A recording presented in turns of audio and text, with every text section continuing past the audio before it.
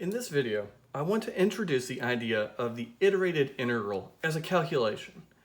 In our next video, we'll put together what we're actually calculating, and after that, we'll connect it with another important definition and important topic that will help us with things moving forward. But for right now, I'm given the integral from 1 to 4 dx of the integral from 2 to 3 dy. And that's how I interpret this collection of symbols, that I have an inside integral that I'll need to deal with and then an outside one. So what I want to do first is just calculate the integral I just boxed in purple. So on the outside I'll still have an integral from 1 to 4 dx, but let's go on and evaluate this. So I'm looking for an antiderivative with respect to y. So for this inside integral, I'll be treating x squared like it's a constant.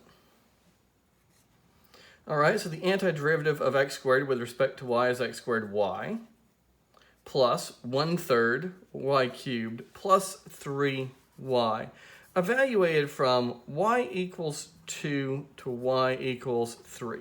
And since I have more than one variable going around here, it's convenient and nice to remind myself that these bounds were for the variable y, and I'm just treating x like it's a constant right now.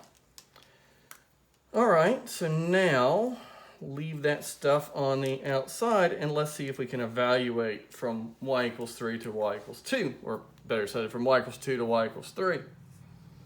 All right, plug in 3, I get a 3x squared plus 3 to the third is 27 divided by 3 is 9 plus 9 more minus 2x squareds plus 8/3 plus 6. So now I can definitely simplify what's going on here on the inside. 3x squared minus 2x squared, I will have a x squared.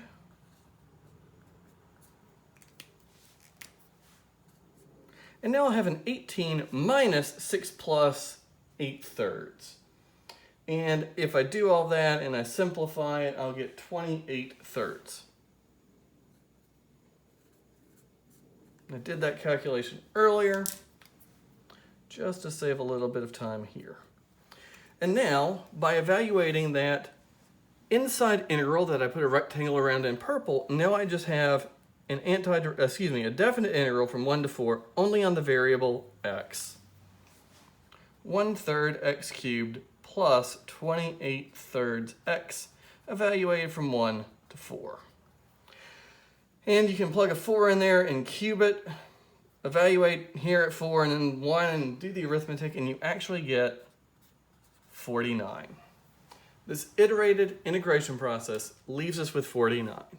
And at this point, the relevant questions are, cool, I think I could do this for a lot of problems, but the question really is, what did we just do? What is this number? And we're going to address that in our next video.